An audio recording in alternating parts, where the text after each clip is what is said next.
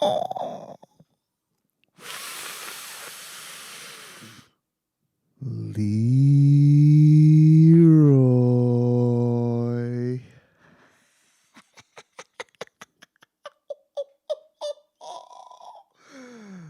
The best 3 words in sports.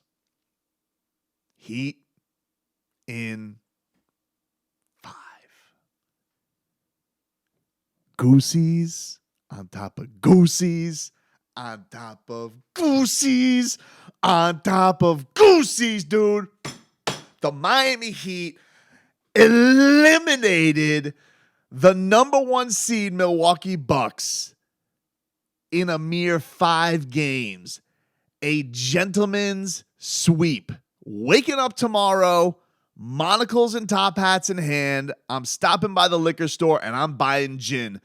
I've never had gin in my life, but I'm gonna tomorrow because that's what gentlemen would drink. Because it was very nice of the Heat to get. Oh, it was so nice. These Bucks put on a good show, lad. They don't have their Greek freak for game 2. Let's have him go out there and give him a good role player show. Let him score a record amount of threes and points. Oh, good sir. And then Jimmy Bucket said, enough. And this guy can deny it all he wants. He could go out there and he can troll and he can say it's not a thing and he's just out there hooping.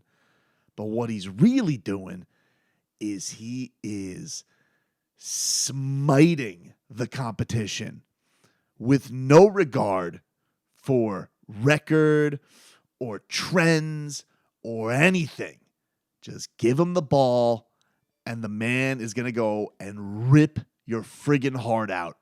And he walked into the building today of the number 1 seed, everybody expecting that the Miami Heat were going to get annihilated. They were underdogs by 12 points in a series they led 3-1. Nobody thought they were going to win this game, and everybody in the last 48 hours told Jimmy, amazing performance. I still think the Bucks are going to win.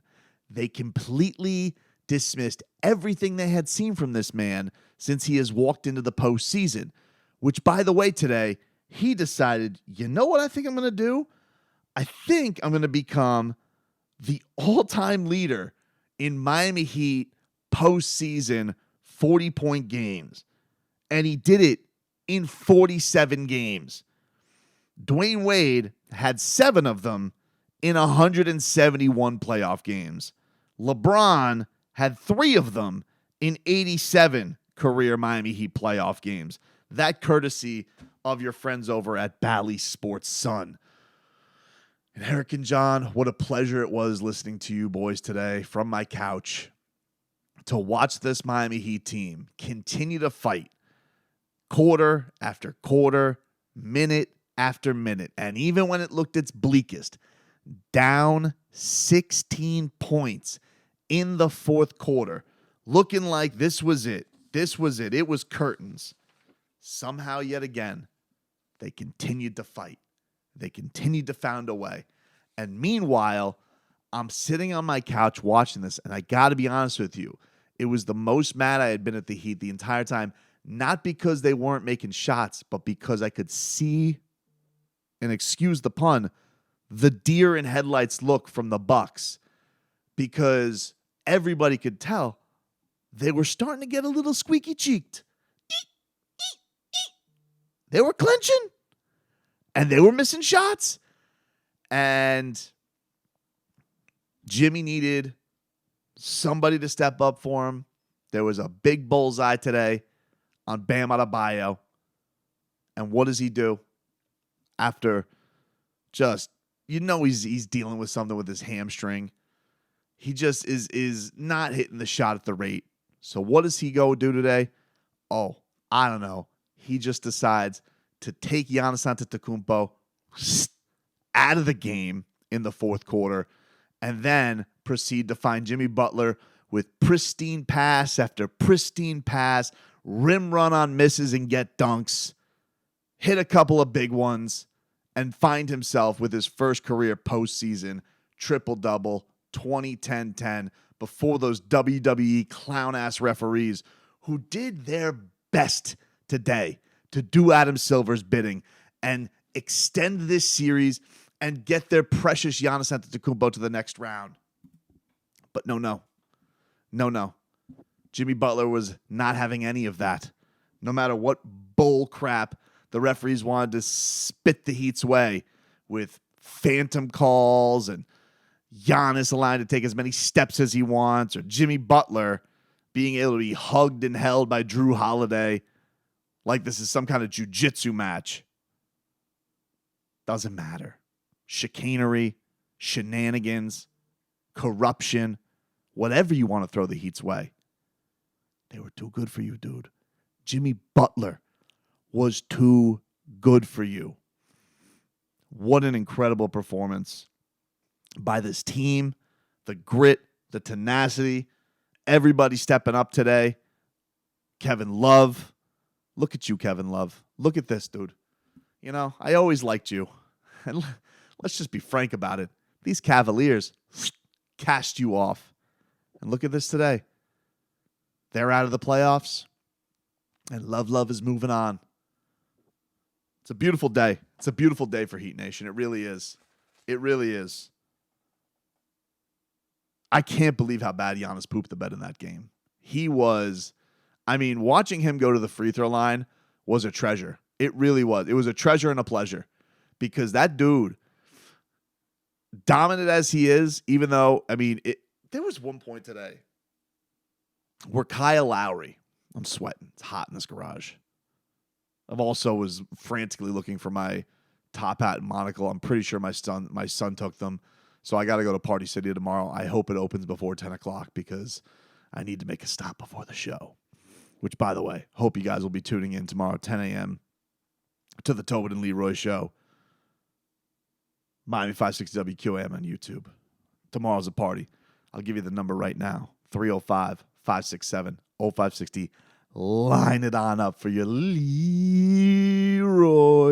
your Gym VPs, and your Heat and 5 chance. But this series, this Heat team, they would never relent. And even today, it was just like, all right, you know what? That didn't feel like the best first half in the world, but it's a 6-point game. No bigs. Even with everything that was going against them. The free throws, everything the way that it was. Not terrible. Not terrible. And, then you have things going pretty poorly. At the end of the third quarter, you're starting to get foul calls. Middleton can't miss from 3. Lopez can't miss from 3. Like, oof, it's going to be a tough one. And they come out in that fourth, dude, with a lineup of Duncan, Kyle Lowry, Kevin Love, Cody Zeller, and Gabe Vincent. Shortly thereafter, Bam comes in. He gets 2 misses in a row. But then he gets a little putback. Then he gets a 3-point play. And then all of a sudden, you could see the burden ease on Bam a little bit. And then Kevin Love, hits a couple of big ones from downtown. All of this while Jimmy was sitting. Honestly, there's the thing that's crazy about it. Down 16 to the point where Jimmy came in, which was like 7:30 left.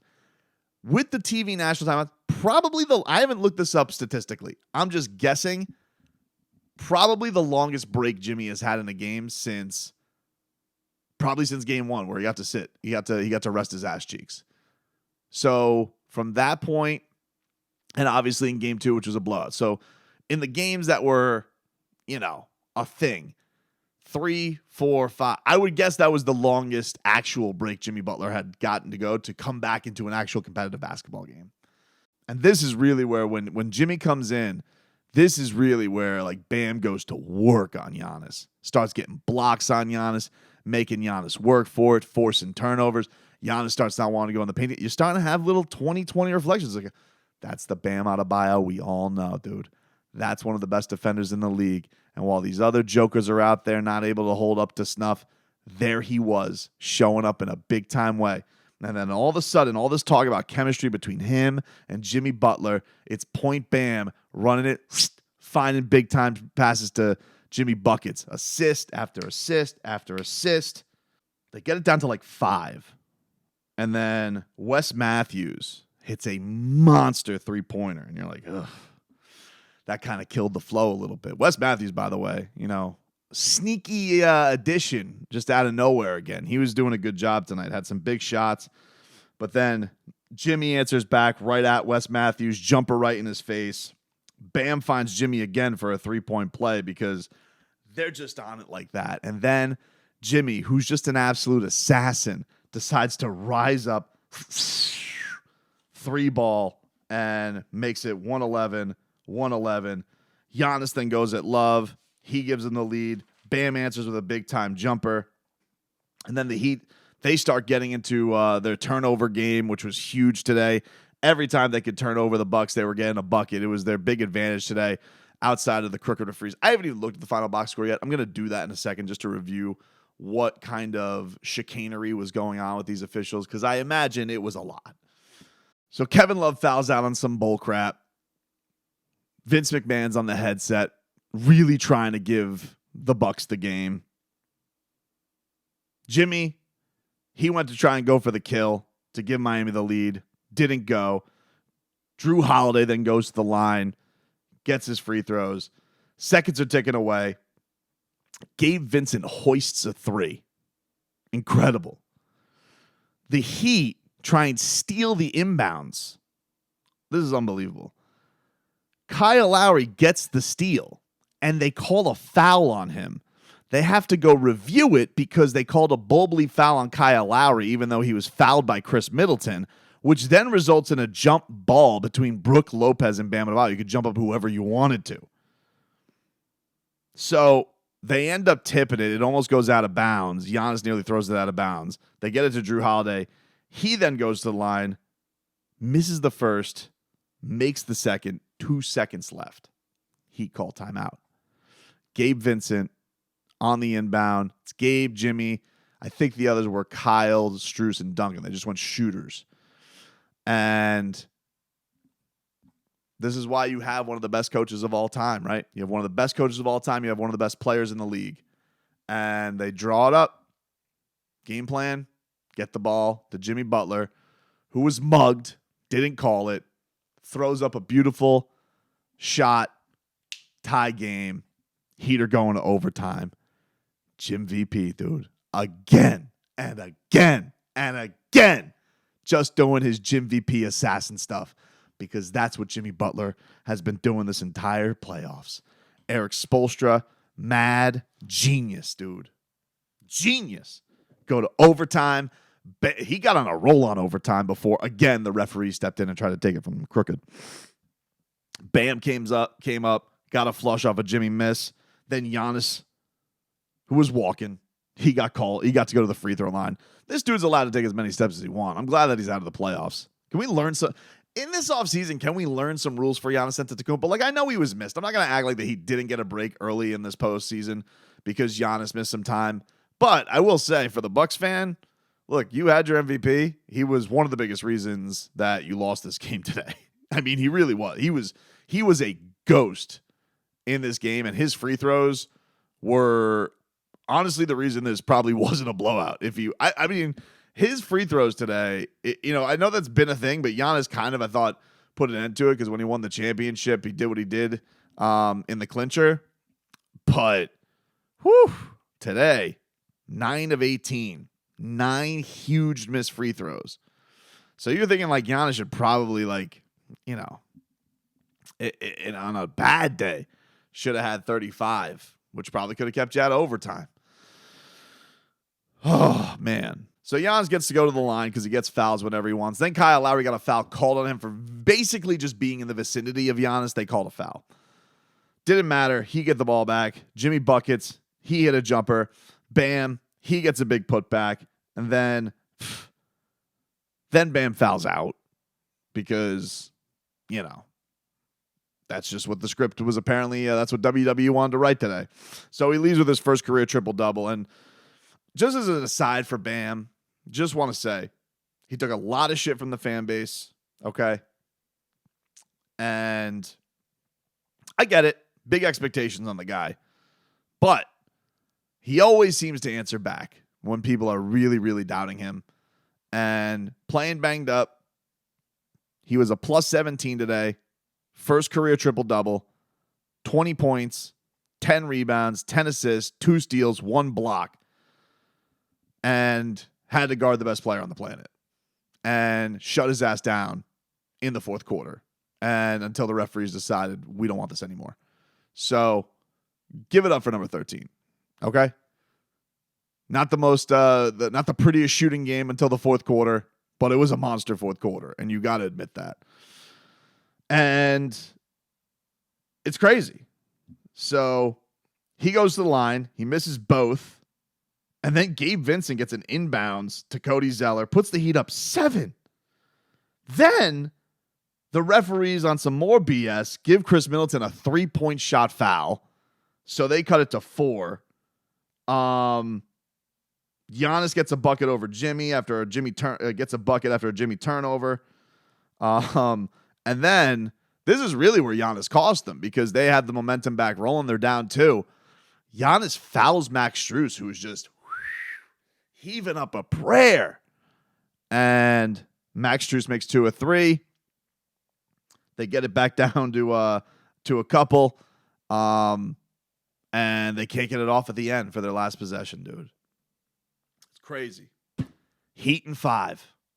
Heat in 5. Beating the number 1 seed Bucks. I said this after the Chicago Bulls game. For all those who rooted for ping pong balls, I don't want you to be banned from the celebration. I want all of Heat Nation to enjoy this. But I do want you to think back to why this organization doesn't believe in that. And I think back to Pat Riley, the relief on his face. I remember the tone in Eric Spoelstra's voice the night that they got into the postseason. And why this organization believes in competing. And why Jimmy Butler said all the things that we've been through this year, it's going to be a clean slate from here on out. Let's just see what happens. And holy shit, dude. They go out there and they beat the number 1 seed, the title favorite, in a mere 5 games. Closed them out on their court. Jimmy Buckets sending it to OT on their court. Should have had a 3-point play. And Jimmy Butler has more 40-point games than anybody in Heat history. Incredible. I don't even want to talk about what this sets up. I'm going to save that for another video. I want Heat Nation to bask in this for a second. Enjoy this. We'll talk about the rat bastards that we get to take on. But Jimmy Butler, his Heat tenure has just been flat out amazing and fun and remarkable and memorable. And I can't believe 3 other franchises couldn't figure this guy out. But I am very appreciative of all of the great moments this guy has given me as a Heat fan so far. And what a marriage it's been. Because again, look, I understand the Heat. There's going to be little Bucks fans. The Miami Heat lost one of their top 3 scorers for the whole series. They had him for a half. Last year's 6th man of the year.